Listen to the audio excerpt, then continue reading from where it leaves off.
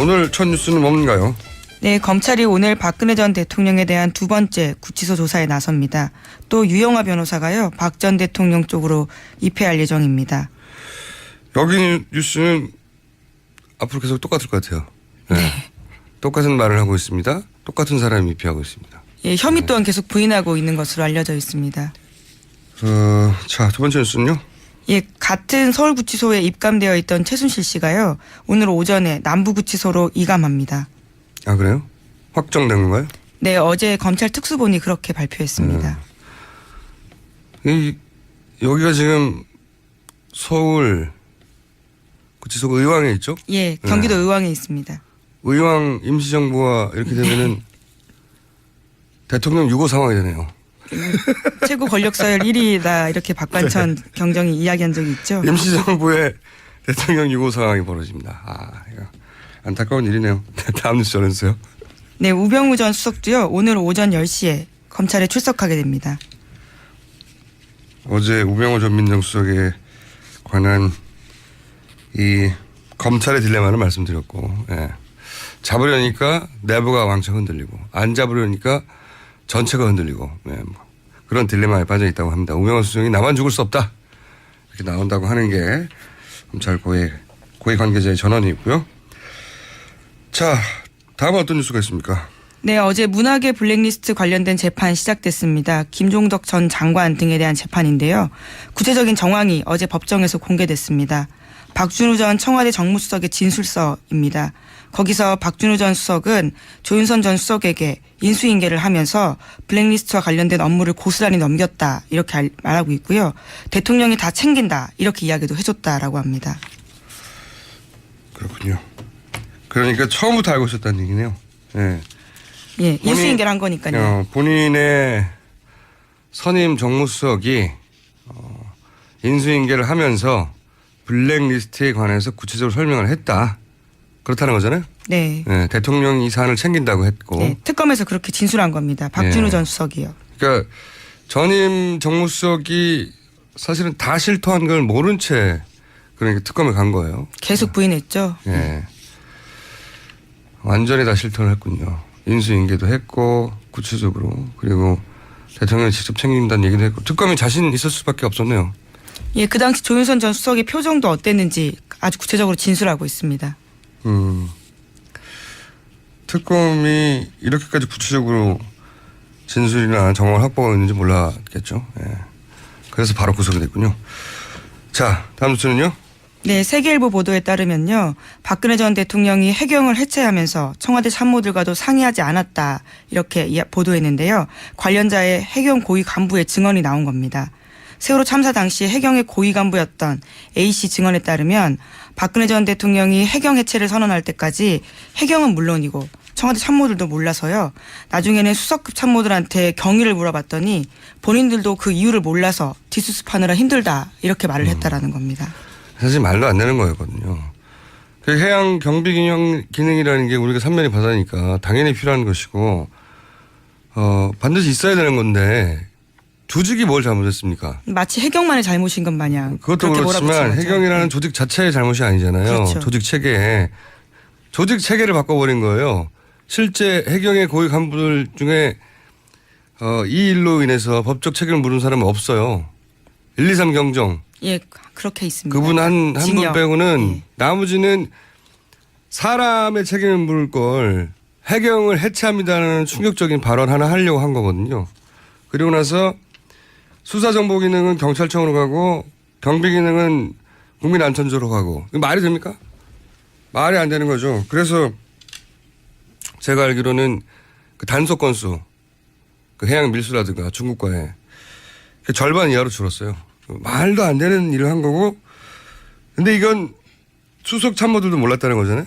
네, 이거는 당시 해경 IO 정보관들이 도대체 이게 무슨 일이 벌어진 거냐고 뒷배경을 조사했더니 뒤에 최순실이 있더라는 첩보 정보가 한 달 후에 나왔다라는 얘기가 송영길 의원에 의해서 주장되었었죠. 당시. 네, 그런 보도도 나온 적이 있습니다. 예, 한 석 달 전쯤에 잠깐 나왔다가 들어간 얘기인데 그러면서 해경도 한 달 만에 알 수 있었던 최순실의 존재를 어떻게 민정수석이 몰랐냐. 예, 말도 안 되는 이야기다. 수석들도 몰랐겠군요. 몰랐다는 거잖아요, 지금. 예, 뒤늦게 그래서 유진용 장관도 관련해서 문제 제기하니까 박 전 대통령이 그러면 내가 대한민국 사람 이야기 모두 다 들으라는 거냐 이렇게 화냈다라는 거죠. 나는 최순실 씨 이야기만 들으면 된다.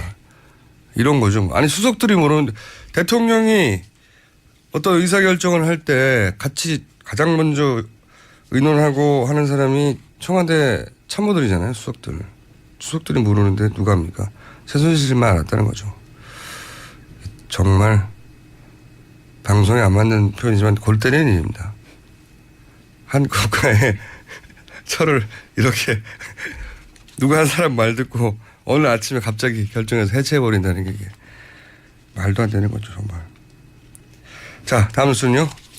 네, 반잠수식 선박에 실려있는 세월호가요. 목포 신항 철제부두로 옮기기 위한 하중 테스트를 오늘 합니다. 그래서 그 결과가 10시에 발표됩니다. 저는 계속 불안해요. 해수부가 충분한 준비가 없었다는 미리 준비되어 있던 인양이 아니라는 정황이 너무 계속 많이 나오니까 그런데 이제 준비가 되어 있었던 척 하기 위해서 일을 신속하게 계속 밀어붙이고 있잖아요. 제가 여기 최근 상황 중에 가장 불안한 것은 이렇게 모듈 트랜스포터라는 게 네, 옮기는 운반 장치란 말이죠. 예. 예. 바퀴만 달린 운반 장치인데 이게 만약에 배를 올렸는데 하중을 잘못 계산했다든가 그래서 넘어져 보세요. 육지에서 그 큰 배가 넘어지면 안 그래도 지금 불안불안한 구조물들이 다 망가질 거 아닙니까? 네, 게다가 사람도 다칠 수 있고 굉장히 큰 사고가 될 수 있습니다. 그러니까 세월호를 이렇게 온전히 인양한 이유가 다 사라져버릴 정도로 땅에 구르게 되잖아요. 엄청나게 큰 사고인데 그렇게 될까 봐. 네, 불안해요. 그럴 가능성이 있습니다. 왜냐하면 어제도 말씀드렸지만요. 해수부가 계속해서 세월호의 무게를 제대로 재지 못하고 있습니다. 계속 번복하고 있거든요. 그러니까요. 그리고 예산 문제 때문인지 계속 그 밑에 운반한 트랜스포터를 줄이는 방향으로 가다가 이렇게 계속 문제 제기가 있으니까 그걸 계속 늘리고 있거든요. 지금보다 더 큰 이런 걸 뭐라고 하나요? 용량이라고 하나요? 아니면 더 무거운 무게를 실을 수 있는 트랜스포터로 전면적으로 교체해야 되는 거 아니냐는 얘기도 있어요. 그럼 또 예산이 들어가거든요. 처음부터 준비를 충분히 했다면 이런 일이 있을 수가 없죠. 3년 동안 했다면. 이건 저는 아무리 생각해도 갑자기 결정된 일 같아요. 그런 사안들도 특검을 해야 밝혀질 것 같긴 한데 자, 세월호 하여튼 불안합니다. 다음 뉴스는요. 네. 바른정당 이기재 대변인이 어제 낸 논평이 화제입니다. 다음 주 수요일 재보궐선거가요. 경주 상주 의성 군위 청송 지역에 있습니다. 거기에 자유한국당 후보로 김재원 후보가 나가 있는데 거기에 지난 4일 이정현 전 새누리당 대표가 개소식에 참석하고 청송 진보시장을 돌았다라는 겁니다. 갑자기 다들 궁금했군요. 이정현 전 대표가 어디가 있었는지. 네, 그래서 선거 지원 유세에서 나타나기 시작한 거죠. 유세. 저도 따로 알아봤어요. 네. 계속 궁금해하면서 붙인 사항이 있었답니다. 네, 그래서 예. 움직이기 힘들었던 점이 우선 있고요. 그리고 최근에 이제 그 지역에서 직접 만나서 들었다는 사람 이야기를 제가 전에 들은 겁니다. 그러니까 한 번 걸러서 직접 만난 사람의 이야기예요. 최순실은 알았다. 예, 알았다는 거죠. 본인이 알았다라는 거죠. 이정현 전 대표가. 전 대표가 그렇게 말했다는 거죠. 지금. 예, 전원이에요. 하지만 직접 만났다고 하니 그리고 이번에 신분이 직접 만났을 신분이길래 제가 이제 이 진술을 신뢰하는데 이야기를 최순실이 알았지만 이 정도일 줄은 자기도 몰랐다는 얘기 하나 하고 최근에는 숨은 인재를 찾아다닌다고 합니다. 네, 그리고 탈북 작가들을 만나고 있다고 하고 그리고 김무성, 유승민 등의 지금 바른정당에 가 있는 유력 정치인들이 탄핵은 안 하겠다고 약조를 해서 본인이 장을 지진다는 표현을 썼다라고 주장하고 있다고 해요. 예. 그런 주장을 하고 있다네요. 예. 예, 장지지겠다라는 말을 어쨌거나 했고 탄핵은 됐습니다. 네. 근데 이제 그게 김무성, 유승민 등 예, 책임을 떠넘기는 예, 것처럼 말하고 있네요. 그분들이 예. 탄핵을 안 하기로 자신한테 약조했기 때문에 자신 있게 장을 지진다고 했다고 그렇게 해명을 고 동네 지인에게는 했다고 합니다. 자, 그런 일이 있고요. 간단한 에피소드 정도로 지나가죠. 다음 순요. 네, 자유한국당 대통령 후보로 선출되고 도지사직 사퇴 미루고 있었는데요. 홍준표 경남도지사가요. 이와 관련해서 선관위 입장이 나왔습니다. 보궐선거 실시하는 것이 공직선거법의 정신이다. 이렇게 공식 입장을 냈습니다. 이건 뭐 당연한 거죠. 이건 홍준표 도지사가 잘못 생각한 겁니다. 본인은 경남도지사를 소위 좌파에게 넘길 수 없다. 그러니 불법이 아닌 한 방법을 찾아오겠다라는 사고방식으로 접근한 것 같은데 이건 누가 봐도 꼼수죠. 예, 편법적 사고방식이죠. 1년 동안이나 대행체제를 유지하겠다라는 거니까요. 꼼수. 이건 처리하지 않으면 역풍이 불 거라고 봅니다. 자, 다음 뉴스는요. 네, 박사모 등이요. 어제 새누리당 창당대회를 열었습니다. 그래서 새누리당도요. 이번 대선에 대통령 후보를 내세우겠다라는 계획인데요. 경선에는 변희재 씨, 정미용 씨, 정광용 씨 등이 후보로 나설 예정이라고 합니다. 박성 회장, 정광용 씨. 네.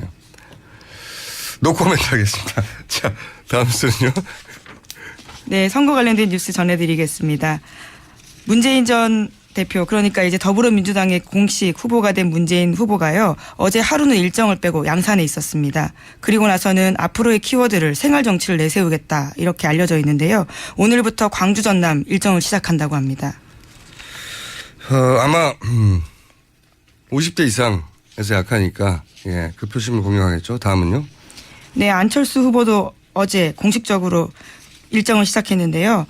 문재인 후보와 양자 끝장 토론하자 이렇게 제안했습니다. 네, 이건 뭐 양자 토론이 될 리가 없죠. 다른 후보들이 가만히 있을 리도 없고 선관위가 용인할 리도 없고 이제 양자 프레임을 강화시키기 위한 제스처죠. 예. 네, 또 첫 공식 일정으로는 국립현충원 찾아가서요. 그 전에 사병 모욕 가기도 했습니다. 자, 다음 후보의 일정은요. 간단하게 짚어주시면. 예, 홍준표 후보 같은 경우에는 고향인 PK를 찾아서 지지층 결집에 총력을 이뤘는데요. 이틀째 영남권 투어를 하고 있는 겁니다. 그렇죠. 이제 보수의 고향이 거기라고 보고 영남권부터 잡아야지. 다른 곳에서 지지율이 올라야 하니까요. 근데 가장 먼저 오른다면 거기라고 보고 이제 공략하는 거겠죠. 자, 다음은 유승민 후보인가요? 네. 네, 바른정당의 유승민 후보 또한 선대위를 띄우고 안보 공약을 내세웠는데요. 집권하면 사드 추가 도입하겠다 이런 안보 공약 등을 내세운 겁니다.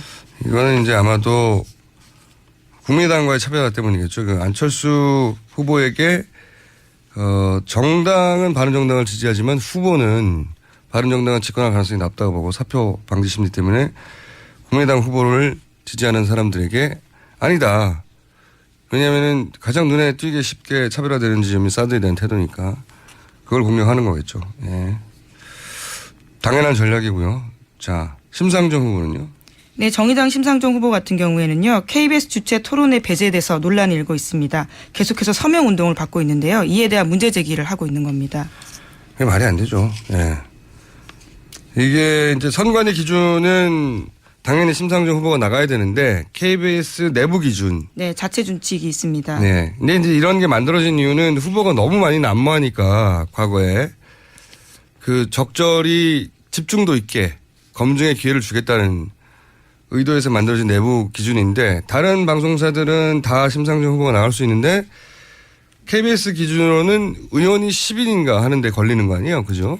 네, 10년 전 기준인데요. 네. 그 10년 전 기준이 너무 예전이기 때문에 고쳐야 된다라는 그때는 문제가 이제 있어서 사실상 양당 체제였기 때문에 그 의미 있었지만 지금은 다 갈라졌는데요. 게다가 여론 지지율도 유승민 후보보다 높게 나올 때도 있지 않습니까? 예, 정의당은 말이 안 그렇게 되죠. 지금 문제 제기하고 있고요. 실제로 그래서 MBC와 SBS 같은 경우에는 그 10년 전 기준을 좀 고쳤습니다. 그래서 심상정 후보까지 나갈 수 있는 상황인데 게다가 KBS만 유독. 예. 네, KBS가 사실 중도층한테 영향을 많이 미치는 매체인데 이게 게다가 사자냐 오자냐도 각 후보들의 지지율 수치가 출렁이기 때문에 심상정 후보가 이 기회를 뺏기는 건 이건 너무 억울한 거죠. 방송 KBS에서 바꿔줘야 될 텐데 바꿀지는 모르겠습니다. 네.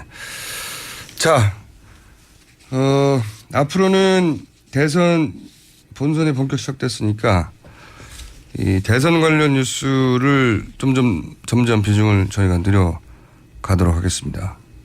오늘 여기까지 할까요? 네. 알겠습니다. 하고 싶은 말이 각 후보에 대해서 많지만 내일 할게요. 왜냐하면 지금 내부자 두 분이 지금 밖에서 서성거리면서 언제 끝내냐고 레이저를 쏘고 있습니다. 자, 지금까지 시사인의 김은지였습니다. 감사합니다. 이 검찰의 딜레마를 말씀드렸고, 예. 잡으려니까 내부가 왕창 흔들리고 안 잡으려니까 전체가 흔들리고, 예, 뭐 그런 딜레마에 빠져 있다고 합니다. 우병우 수석이 나만 죽을 수 없다 이렇게 나온다고 하는 게 검찰 고위 관계자의 전언이고요. 자, 다음은 어떤 뉴스가 있습니까? 네, 어제 문학의 블랙리스트 관련된 재판 시작됐습니다. 김종덕 전 장관 등에 대한 재판인데요. 구체적인 정황이 어제 법정에서 공개됐습니다. 박준우 전 청와대 정무수석의 진술서입니다. 거기서 박준우 전 수석은 조윤선 전 수석에게 인수인계를 하면서 블랙리스트와 관련된 업무를 고스란히 넘겼다 이렇게 말하고 있고요. 대통령이 다 챙긴다 이렇게 이야기도 해줬다라고 합니다. 그렇군요. 그러니까 처음부터 알고 있었다는 얘기네요. 네. 예, 인수인계를 한 거니까요. 본인의 선임 정무수석이 인수인계를 하면서 블랙리스트에 관해서 구체적으로 설명을 했다. 그렇다는 거잖아요. 네. 네, 대통령이 이 사안을 챙긴다고 했고. 네, 특검에서 그렇게 진술한 겁니다. 박준우 네. 전 수석이요. 그러니까 전임 정무수석이 사실은 다 실토한 걸 모른 채 그러니까 특검에 간 거예요. 계속 부인했. 민정수석이 몰랐냐. 예, 말도 안 되는 이야기다. 수석들도 몰랐겠군요. 몰랐다는 거잖아요, 지금. 예, 뒤늦게 그래서 유진용 장관도 관련해서 문제 제기하니까 박 전 대통령이 그러면 내가 대한민국 사람 이야기 모두 다 들으라는 거냐 이렇게 화냈다라는 거죠. 나는 최순실 씨 이야기만 들으면 된다. 이런 거죠. 아니 수석들이 모르는데 대통령이 어떤 의사결정을 할 때 같이 가장 먼저 의논하고 하는 사람이 청와대 참모들이잖아요. 수석들. 수석들이 모르는데 누가 합니까? 최순실만 알았다는 거죠. 정말 방송에 안 맞는 표현이지만 골 때리는 일입니다. 한 국가의 철을 이렇게 누가 한 사람 말 듣고 오늘 아침에 갑자기 결정해서 해체해버린다는 게 이게 말도 안 되는 거죠, 정말. 자, 다음 뉴스는요. 네, 반잠수식 선박에 실려있는 세월호가요. 목포 신항 철제부두로 옮기기 위한 하중 테스트를 오늘 합니다. 그래서 그 결과가 10시에 발표됩니다. 아, 저는 계속 불안해요. 해수부가 충분한 준비가 없었다는 미리 준비되어 있던 인양이 아니라는 정황이 너무 계속 많이 나오니까. 그렇죠. 예. 완전히 다 실토를 했군요. 인수인계도 했고 구체적으로 그리고 대통령이 직접 챙긴다는 얘기도 했고 특검이 자신 있을 수밖에 없었네요. 예, 그 당시 조윤선 전 수석의 표정도 어땠는지 아주 구체적으로 진술하고 있습니다. 특검이 이렇게까지 구체적으로 진술이나 정황을 확보하고 있는지 몰랐겠죠. 예. 그래서 바로 구속이 됐군요. 자, 다음 뉴스는요. 네, 세계일보 보도에 따르면요. 박근혜 전 대통령이 해경을 해체하면서 청와대 참모들과도 상의하지 않았다 이렇게 보도했는데요. 관련자의 해경 고위 간부의 증언이 나온 겁니다. 세월호 참사 당시 해경의 고위 간부였던 A씨 증언에 따르면 박근혜 전 대통령이 해경 해체를 선언할 때까지 해경은 물론이고 청와대 참모들도 몰라서요. 나중에는 수석급 참모들한테 경위를 물어봤더니 본인들도 그 이유를 몰라서 뒷수습하느라 힘들다 이렇게 말을 했다라는 겁니다. 사실 말도 안 되는 거였거든요. 그 해양 경비 기능이라는 게 우리가 삼면이 바다니까 당연히 필요한 것이고 반드시 있어야 되는 건데 조직이 뭘 잘못했습니까? 마치 해경만의 잘못인 것 마냥. 그것도 그렇지만 해경이라는 네. 조직 자체의 잘못이 아니잖아요. 그렇죠. 조직 체계에. 오늘 첫 뉴스는 뭔가요? 네, 검찰이 오늘 박근혜 전 대통령에 대한 두 번째 구치소 조사에 나섭니다. 또 유영하 변호사가요, 박 전 대통령 쪽으로 입회할 예정입니다. 여기 뉴스는 앞으로 계속 똑같을 것 같아요. 네. 똑같은 말을 하고 있습니다. 똑같은 사람이 입회하고 있습니다. 예, 혐의 또한 계속 부인하고 있는 것으로 알려져 있습니다. 자, 두 번째 뉴스는요. 예, 같은 서울구치소에 입감되어 있던 최순실 씨가요. 오늘 오전에 남부구치소로 이감합니다. 아, 그래요? 확정된 건가요? 네, 어제 검찰 특수본이 그렇게 발표했습니다. 여기가 지금 서울 구치소 의왕에 있죠? 예, 경기도 의왕에 있습니다. 의왕 임시정부가 이렇게 되면은 대통령 유고 상황이 되네요. 최고 권력 서열 1위다 이렇게 박관천 경정이 이야기한 적이 있죠. 임시정부의 대통령 유고 상황이 벌어집니다. 아, 이거 안타까운 일이네요. 다음 뉴스 전해주세요. 네, 우병우 전 수석도요. 오늘 오전 10시에 검찰에 출석하게 됩니다. 어제 우병우 전 민정수석에 관한 조직 체계를 바꿔버린 거예요. 실제 해경의 고위 간부들 중에 이 일로 인해서 법적 책임을 물은 사람은 없어요. 1, 2, 3 경정. 예, 그렇게 있습니다. 그분 한 분 징역. 빼고는 예. 나머지는 사람의 책임을 물을 걸 해경을 해체합니다는 충격적인 발언 하나 하려고 한 거거든요. 그리고 나서 수사정보기능은 경찰청으로 가고 경비기능은 국민안전처로 가고. 이거 말이 됩니까? 말이 안 되는 거죠. 그래서 제가 알기로는 그 단속 건수, 그 해양 밀수라든가 중국과의 그 절반 이하로 줄었어요. 말도 안 되는 일을 한 거고. 근데 이건 수석 참모들도 몰랐다는 거잖아요. 네, 이거는 당시 해경 IO 정보관들이 도대체 이게 무슨 일이 벌어진 거냐고 뒷배경을 조사했더니 뒤에 최순실이 있더라는 첩보 정보가 한 달 후에 나왔다라는 얘기가 송영길 의원에 의해서 주장되었었죠. 당시. 네, 그런 보도도 나온 적이 있습니다. 예, 한 석 달 전쯤에 잠깐 나왔다가 들어간 얘기인데 그러면서 해경도 한 달 만에 알 수 있었던 최순실의 존재를 어떻게